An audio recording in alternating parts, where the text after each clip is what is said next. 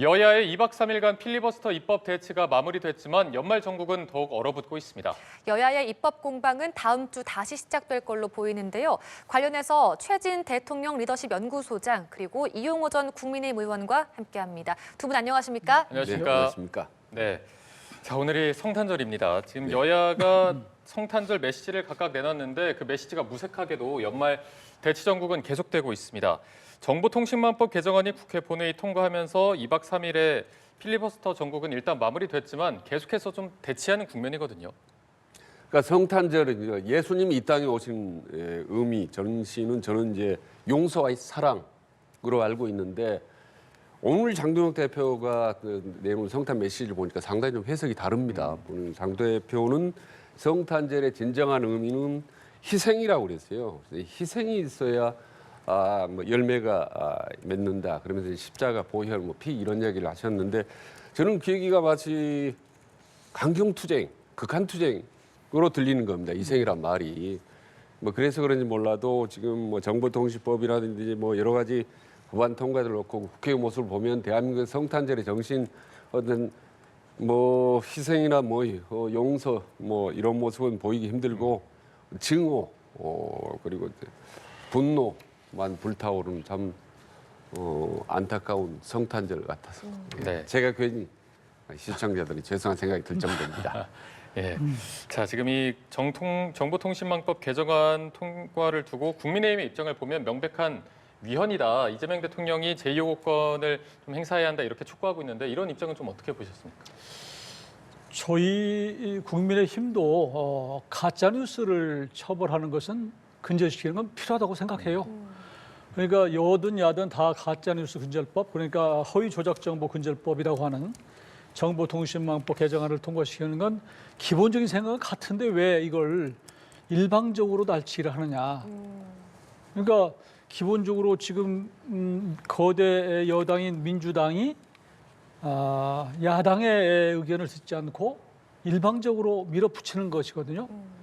그러니까 거기서부터 문제가 생기는 것이고 지금 이번에 통과시킨 그 허위조작정보 근절법 같은 경우는 위헌적 요소가 아주 다분해요. 그러니까 그 허위 조작 정보를 손해를 가할 의도로 유통한 경우에 처벌하도록 돼 있어요. 더구나 5배까지 징벌적 손해를 청구하도록 돼 있는데 문제는 이 손해를 가할 의도로라고 하는 게 의도라고 하는 게 굉장히 추상적인 개념이거든요. 그러니까 그 사람이 의도가 있는지 없는지 또 우리가 이제 일반적으로 유튜브든 아니면 언론이든 보도를 하다 보면 본인은 진실 규명과 실적 진실을 국민들에게 전달하기 위해서 보도를 했는데 야 처음부터 의도 있었던 거 아니냐 이렇게 걸면 걸리는 거예요. 이런 것들이 헌법에 보면 명확성의 원칙이라고 하는 게 있는데 이 명확성의 원칙에 어긋난다. 그러니 위헌이다라는 것이고요. 또 우리가 그동안을 한번 되돌아볼 필요가 있어요. 그동안 가짜뉴스 뭐 이런 것들이 주로 사실은 민주당 측 제야 혹은 민주당 의원들의 입에서 많이 나왔어요. 솔직히 말씀드리면 비근한 예로 청담동 뭐 술자리, 뭐 첼리스트 이거 가짜잖아요. 나중에 지금 김의겸 지금 새만금청장 가 계신 분 나중에 민법적으로 지금 뭐 1,000만 원인가 받도록 그 판결이 난 이런 것들을 보면 민주당 내에서 예를 들면 광우병 뭐 무슨 뭐 사태 때 얘기, 후쿠시마 오염수 사드 전자파 갖고 뭐 사람이 튀겨진다. 이거 전부 민주당에서 나온 얘기예요. 스스로 안 하면 되는 건데 이 민주당 의원들이 면책 특권 뒤에 숨어서 이 가짜 뉴스, 허위 조작 정보 이거 그 진원지가 되는 거예요. 그래서 저는 정치권이 이 진원지가 되도록 안 했으면 좋겠다. 그래서 이 법을 통과시키기 전에 의원들이 면책 특권을 포기를 해야 됩니다. 그리고 나중에 개헌이 되면 이거 없애야 돼요. 이걸 두고 그냥 언론에게만 나중에 이렇게 지금 허위조작 정보라고 걸어서 할 수 있는 위헌적 법률을 통과시켜 놓으면 결국은 언론의 그 취재, 보도의 자유뿐만 아니라 국민들의 표현의 자유까지도 제약하는 일이 생기기 때문에 굉장히 심각한 일이에요. 그러니까 이런 것들을 우리가 지금 너무 막 엄청난 일이 벌어지고 이러니까 이번에도 또 민주당이 그 뭐 일방적으로 이게 지금 그냥 일상화돼 있어서 그렇지 이 하나하나 법안 자체가 엄청난 법안이다라고 생각이 저는 들어서 지금 뭐 성탄 전국이고 뭐고 간에 우리 국민의힘으로 봐서는 심각하게 보는 거죠. 네. 말씀드리지 않을 수 없는데 정보통신망법이 여야 어느 쪽이 더 많이 거짓말을 했느냐 이걸 이제 가려내려고 하는 법은 아니지 않습니까? 아시다시피 이제 그러니까 유튜브를 비롯해서 이제 언론이나 대한민국 사회에서 너무나 많은 가짜 뉴스들이 이제 횡행하고 있고 거기에 대한 이제 처벌도 너무 미약하기 때문에 대한민국 전체의 그런 허위 조작이라는 이런 잘못된 부분을 뜯어 고치자라고 하는 이제 취지에서 나온 겁니다. 그런데 이 법안이 좋은 법안이냐 나쁜 법안이냐라고 판단하기에는 너무 진영에 따라서 보는 시각이 다르다라는 거죠. 아니 민주당이 어떻게 내일 모레 선거 지방선거에 나쁜 법을 통과를 시키겠습니까? 서로 이제 관점이 다르다는 얘기. 그리고 민주당이 일방적으로 어떻게 보면 강행을 한다면 국민의힘 같은 경우는 무조건 반대하고 있기 때문에 협상의 여지가 너무 적다라는 점입니다. 그런 점은 저도 뭐 되게 안타깝게 생각을 합니다만은 어쨌든 저는 이제 필리버스터 얘기가 이제 많이 나오는데 이 부분은 한번 우리가 짚어볼 필요가 있다고 하면 사실 필리버스터라는 게 장동욱 대표가 이제 24시간 신기록 세워서 당내 의원들에게 박수를 받고 있지만은 당 외 사람들에게는 사실은 이제 좀 어떻게 손가락질도 받죠. 필리버스터는 합법적이긴 하지만 대단히 바람직하지 않은 의사진행 방해이거든요. 근데 이걸 그랬기 때문에 이제 사실은 초재선 의원들이 다 합니다. 그리고 과거에 김대중 대통령도 초선이었을 때고 윤희숙 의원이나 이제 초재선 강경파들이 이제 많이 하는 경우가 많은데 제1야당 대표가 나서서 이제 하는 바람에 어떻게 보면 모든 정부를 지금 투쟁 위주로 가자라고 하는 대국민 선언을 한 거나 다름없는 겁니다. 그런 점에서 참 이 정보통신법도 옳으냐 그러냐를 떠나서 전체적으로 큰 틀에서 보면 이건 무조건 반대고 무조건 강행이고 하는 이런 모습으로 비춰지기 때문에 참 여야 어느 쪽이 문제다 더 많이 문제가 많다라고 지적하기엔 참 국민들 입장에서는 좀 고민스러울 것 같습니다. 네. 그런 부분에 관해서는요, 저는 이 법이 유연성이 있느냐 없느냐 이게 굉장히 중요한 잣대라고 생각을 해요. 그러니까 물론 어떤 사안을 볼 때 진보 진영이든 뭐 아주 보수 진영이든 달리 볼 수는 있지만 그러나 어떤 법을 만들었을 때 유연 그 논란이 없도록 그러니까 그 헌법의 틀 내에서 만드는 게 굉장히 중요한데 그런 부분을 지적한 것이고요. 제가 처음에서 말씀드린 대로 가짜뉴스 근절하는 것에 대해서는 여야가 모든 국민들이 머리를 맞대고 고민할 문제예요. 그런데 이런 방식으로 추상적으로 정해놔서 나중에 후유증이 클 것이다라는 말씀을 드리는 것이고요. 필리버스터라고 하는 것은요, 소수 야당으로 봐서는 최후의 저항 수단이에요. 네. 그리고 미국 같은 경우에도 이제 필리버스터를 하는데 미국은 필리버스터로 어떤 법안이 딱 올라가잖아요. 그러면 거기는 딱 포기합니다. 왜? 필리버스터라고 하는 것은 야당이 필리버스터라고 하는 최후의 수단을 동원해서 우리가 막으려고 하기 때문에 이게 돌입한다 그러면 그 양당이 동시에 이 법안은 그러면 숙려 기간을 갖자 해서 사실은 포기를 해요. 그런 저는 관례나 문화가 굉장히 중요한데 우리도 원래는 필리버스터에 올라가면 그렇게 될 수밖에 없었어요. 그런데 이 의석 자체가 필리버스터를 풀어버릴 수 있도록 지금의 여권에 5분의 3을 줬잖아요, 국민들이. 그 바람에 필리버스터에 들어가도 이걸 이제 24시간 만에 바로 해제시킬 수 있도록 지금 의석 분포가 돼서 필리버스터가 무력화된 것이지 그럼에도 불구하고 24시간이라도 해야 되겠다고 하는 그런 결연한 의지를 저는 국민들이 좀 볼 필요가 있다고 생각하고요. 예. 장동혁 대표가 오죽하면 나섰겠습니까? 그런 부분에 있어서 그런 24시간 동안 물 제대로 안 먹고 화장실 안 가고 서서 얘기를 한다고 하는 것은 엄청난 일이에요. 우원식 국회의장 24시간 동안 사회 보기 어려우니까 두 사람이 나눠보는 거 불만이 있으니까 뭐 주호영원한테 걸었던데 이건 말이 안 되는 거예요. 앞에서 24시간 서서 지금 절박하게 국민들을 향해서 얘기하는 분도 있는데 우리 셋이 나눠하자. 안 하니까 책임 회피다. 지금 국민의 우원식 의장은요. 사실은 지금 원래 민주당 소속이잖아요. 그러나 지금은 탈당했어요. 중립적으로 보라고 그래서. 그런데 주호영 국회 부의장은 당 소속이 국민의힘이에요. 또 한 사람 이하경 의원은 부의장은 민주당 소속이에요. 그러니까 당연히 자기 당이 나서서 지금 모든 명운을 걸고 필리버스터를 하는데 사유를 본다? 더구나 위헌적인 법률? 예. 거기에 대해서 뭐 기분 나쁘다? 이건 저는 본질이 잘못된 얘기고요. 저는 필리버스터에 대해서 지금 국민들이 그걸 다 일일이 보지 못하니까 그렇지 절박한 심정으로 한다고 하는 것은 좀 진정성은 좀 받아들여줬으면 좋겠다. 그런 말씀을 드립니다. 네. 뭐 반론해도 됩니까?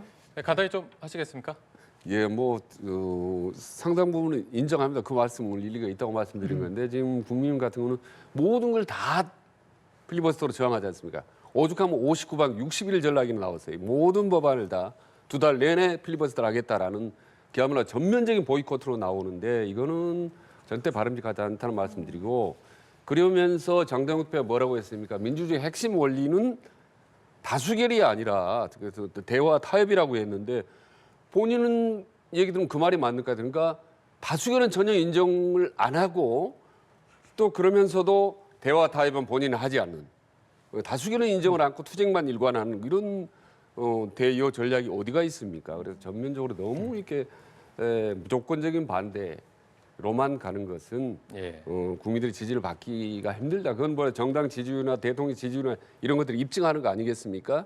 특히 이 필리버스터만 하더라도 이미 저는 뭐 이 효능성이 저는 상실했다고 보는 겁니다. 그래서 어떻게 보면 충분히 그 국민적인 설득력이나 효율성이 없는 걸 알면서도 국민의힘이 저렇게 대책 없이 전략 없이 무조건 강하게 밀어붙이는 것 그게 마치 필리버스터인 것처럼 보는데 제가 보기에는 다양한 전략이 많이 있는 것 같은데 너무 필리버스터에 이렇게 매달리고 오랜 동안 거기에 몰입하는 거 보면 좀 무대응 무전략 같은 솔직히 생각이 듭니다. 예, 국민의힘이. 알겠습니다. 예. 자, 저희가 다음 사안도 있어서 한번 좀 네. 다음 사안에 대해서도 의견을 들어보고 저희가 대담을 좀 이어가 네. 보도록 하죠. 네. 다음 주 본회의에는 민주당이 2차 종합특검과 또 통일교 특검이 상정할 계획을 세우고 있습니다. 민주당은 특검 대상에 나경원 의원을 비롯한 국민의힘 인사들을 포함해야 한다면서 가속 페달을 밟고 나섰고 또 국민의힘은 민주당이 말로만 특검을 외치고 있을 뿐이라면서 날을 세우고 있는데요. 관련 발언 듣고 대담 이어나가겠습니다. 심각한 국민의힘 명단을 보십시오. 싹 다 특검 수사 대상에 포함시켜 철저하게 수사해야 합니다. 그런데 말입니다. 나경원 의원님은 천정궁에 갔습니까? 안 갔습니까? 민주당이 그간 일고의 가치도 없다며 외면해온 통일교 특검을 돌연 수용하겠다고 나섰지만 연이어 내놓는 무리한 조건들을 보면 과연 진실 규명의 의지가 있는지.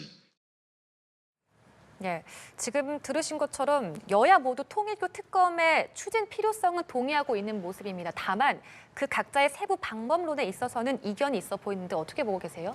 이견이 클 줄 예상했습니다. 충분히 예. 보면은 지금처럼 뭐 여야가 극한 대결을 하고 있는 상태에서 특검, 통일교 특검 저게 순수하게 정말 정상적으로 작동을 하겠습니까?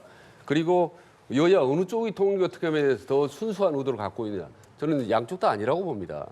요즘은 뭐 착한 여당, 착한 야당은 없는 겁니다. 어차피 선거를 앞두고 있기 때문에 정치 공학적으로 접근을 할 수밖에 없다라는 말씀 드리고 지금 국민의힘이 주장하는 거 한번 보면 지금 특검을 대법원에서 법원 행정처장에 추천한 두 사람 중에 대통령이 선택하게 하겠다는 거 아닙니까?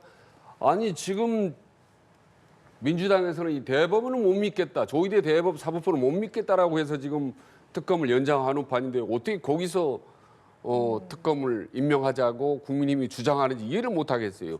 이거 민주당이 거부할 줄 뻔히 알면서도 대법원 특검 추천안을 제시하는 건 아닌지라는 생각이 들고 하나는 또 하나 민중기 특검을 특검하자는 거 아니겠습니까? 민중기 특검이 이제 통일교 부분에 상당히 좀 지연하고 뭉개지 않느냐 이런 의혹이 있기 때문에 하자 조사하자 이런 부분이 이제 상당히 일리는 있는 듯 합니다만은 지금 이 상태에서 이렇게 여야 극한 대결을 하는데 지금 특검이 민중기 특검한다? 그럼 그전에 있던 김건희 특검에 대한 여러 가지 문제점들 이런 수사가 전부 다 통째로 흔들려고 하는 정치적인 의도가 있다. 라고 충분히 오해하지 않겠습니까? 민주당에서는 당연히 거부하죠. 그리고 세 번째로는 국민의힘이 그렇게 순수하다면 정말 종교 간의 말이죠. 정치 로비 이런 부분에 대해서 문제점이 있다고 인식한다면 왜 신천지 특검 반대하는 거예요? 그것도 같이 한꺼번에 자제하면 효율적인 거죠.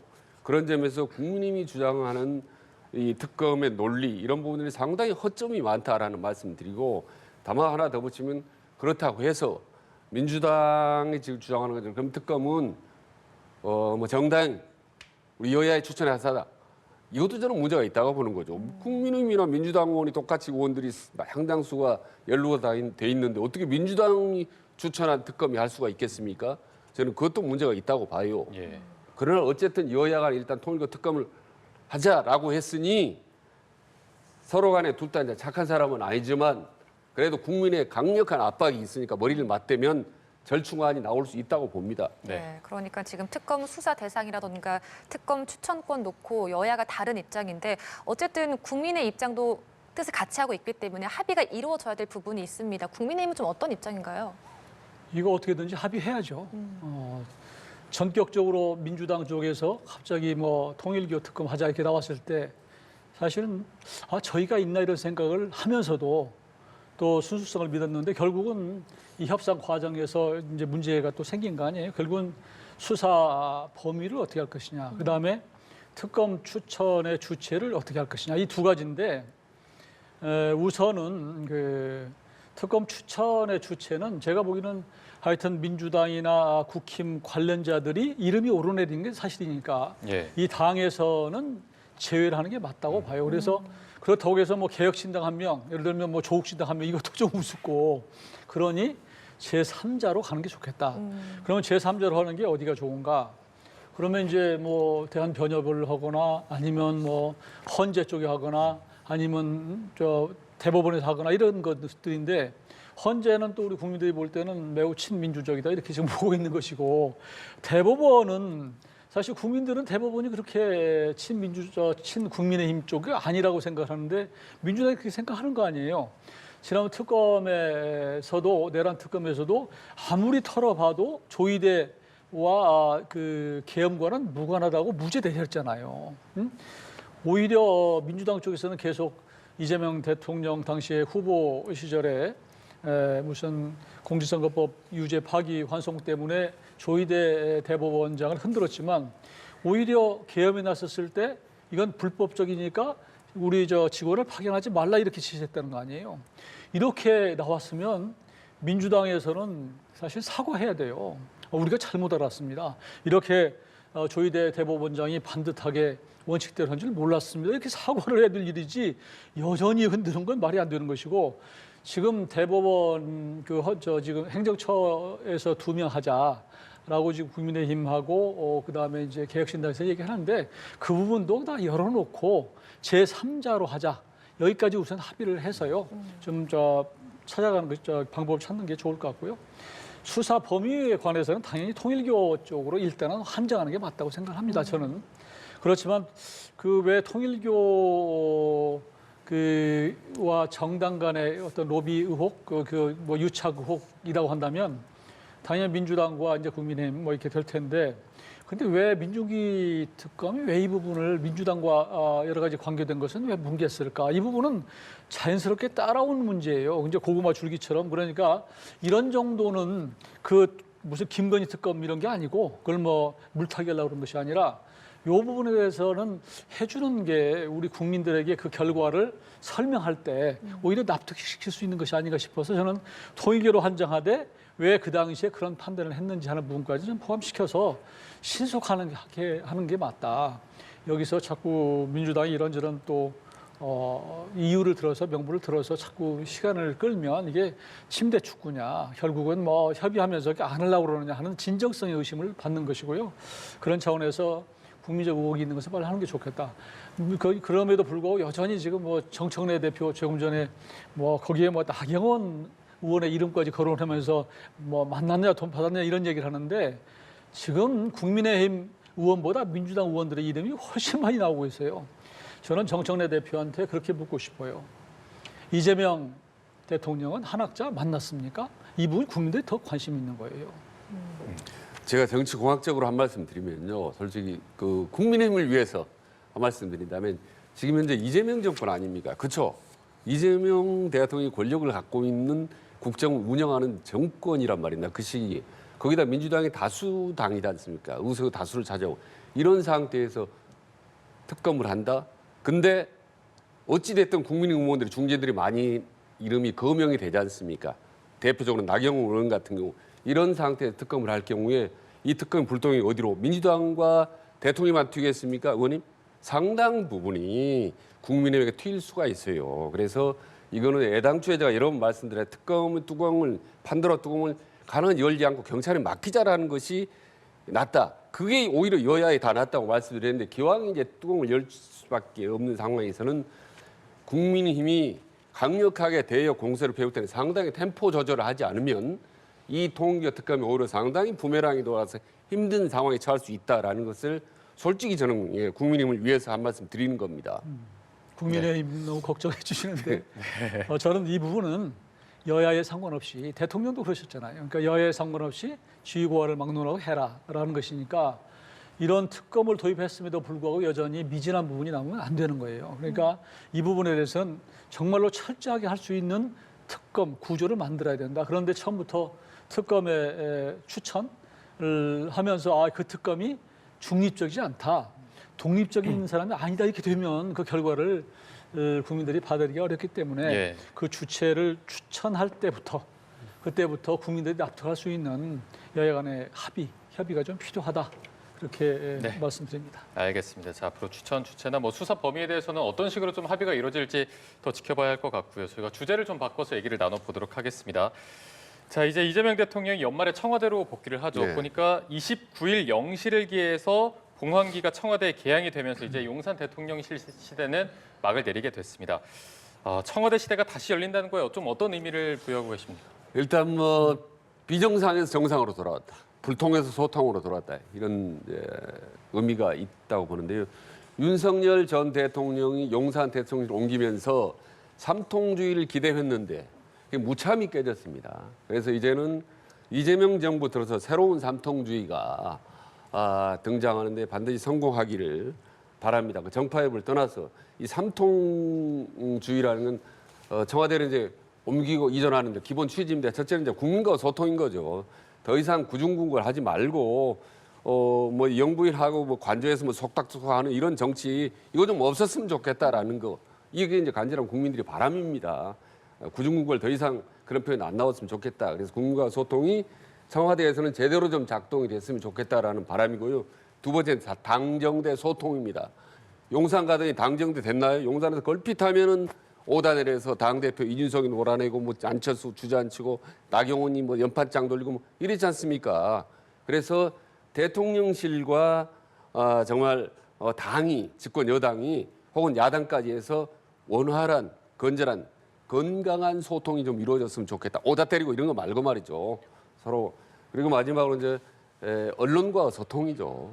언론과 소통이 뭐 여러분 기억하시죠? 정말 저는 용산 시대 갔을 때 도 스태핑, 야 저는 박수 쳤죠. 모든 국민들이 좀 기대 잔뜩 했고, 근데 결과적으로 이거는 뭐 완전히 소통이 아니라 최악의 불통이 돼버리는 거죠, 사실.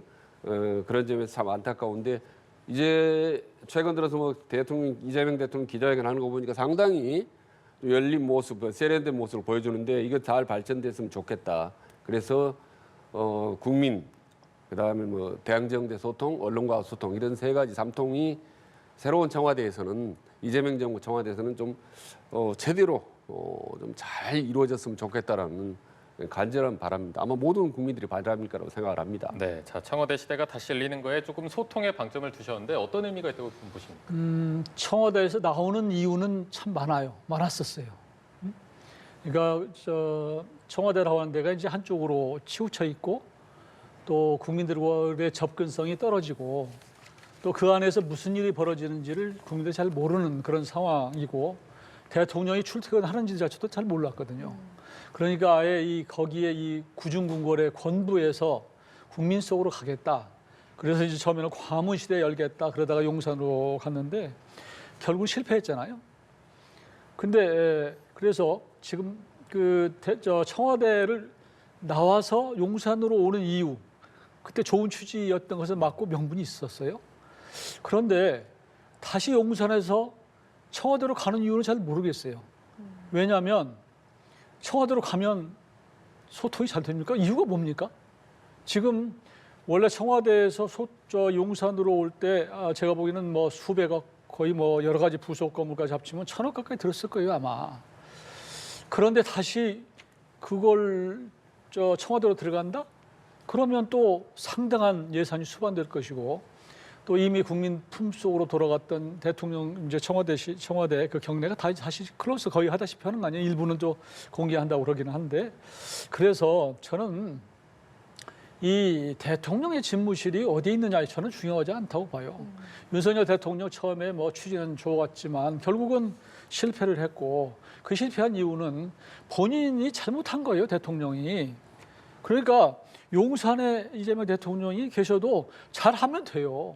근데 왜 거기에 뭐 자리가 부족합니까? 무슨 문제가 있는 것이죠? 저는 잘 납득을 못 하겠는데, 그렇지만 그러나 새로운 이제 청와대 시대를 열겠다 그러니 지금 어떤 그 대통령의 경청, 국민 속으로 들어가는 여러 가지의 그런 좋은 취지, 이런 것들이 청와대로 들어가도 옛날에 과거에 부정적이고 좀 음습한 이런 이미지를 좀 벗고, 이재명 대통령은 장소에 상관없이 내가 소통했다, 국민들하고 정말로 가까이 갔다, 이런 새로운 모습을 보이는 게 필요하지 않을까 싶어요. 그래서 저는 하여튼 이미 가기로 하신 분에 대해서 뭐 여러 가지 이러쿵저러쿵 토는 안 달되, 그러나 청와대로 돌아가시면 과거 대통령들처럼 구중궁궐에 갇혀서 국민들과 멀어지는 그런 일이 좀 안 생겼으면 좋겠다, 그런 예. 바람을 해봅니다. 네.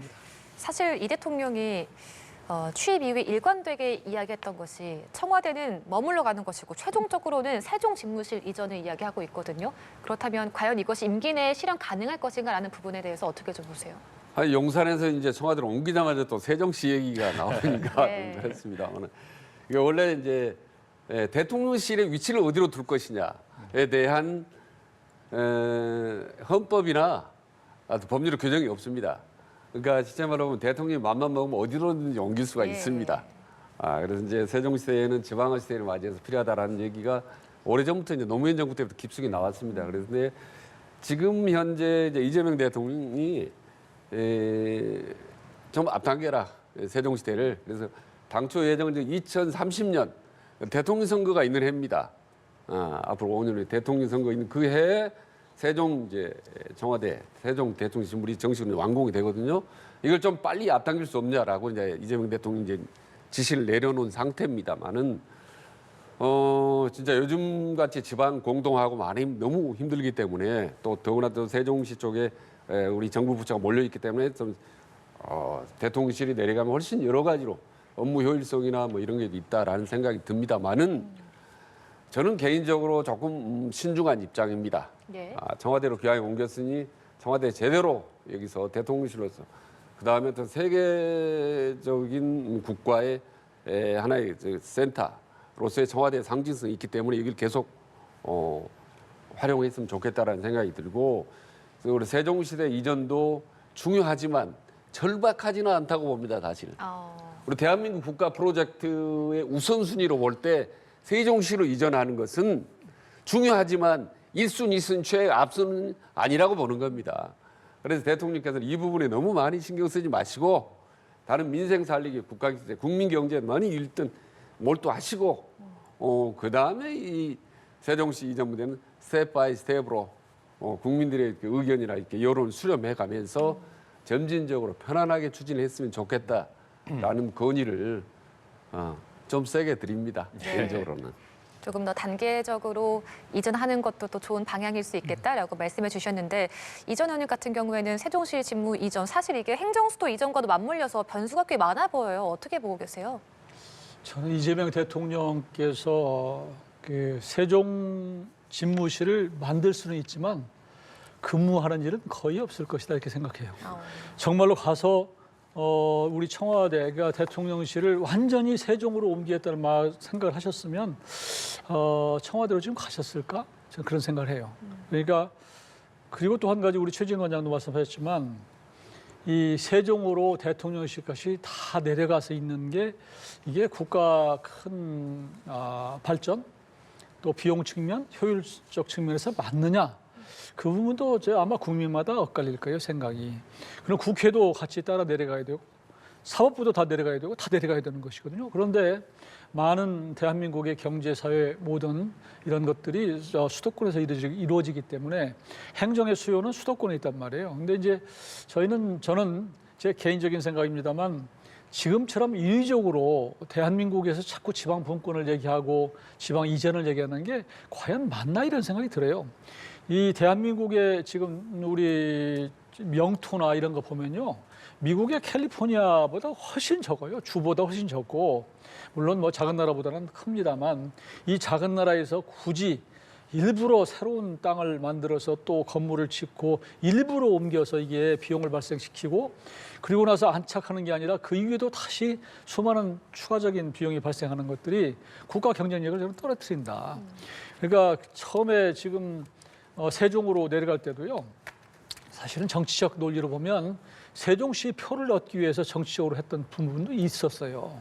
이렇기 때문에 다시 또 추가로 대통령실에 내려가고 또 여러 기관들에 옮기고 또 어떤 부처는 뭐 부산으로 옮기고 어떤 부처는 뭐 어디로 옮기고 이렇게 강제로 찢어 발기는 것이 인재를 채용하는 문제 또 그다음에 그 어떤 비용이나 효율성 이런 측면에서 대한민국의 국가 경쟁력을 떨어뜨릴 수도 있다고 하는 측면을 조금은 좀 감안할 필요가 있다 저는 그렇게 생각하고요. 예. 그렇죠. 자꾸 인구도 줄고 노령화되는 이런 상황에서 저는 행정은 통합하되 그렇지만 이 집중적으로 대한민국이 경쟁력을 가질 수 있는 그런 토대를 만들어주는 것이 필요하다. 저는 그렇게 봅니다. 네, 알겠습니다. 오늘 또 성탄절에 두 분과 함께 정치권 소식을 짚어봤습니다. 최진 대통령 리더십 연구소장 이용호 전 국민의 의원 두 분과 함께했습니다. 고맙습니다. 네, 감사합니다.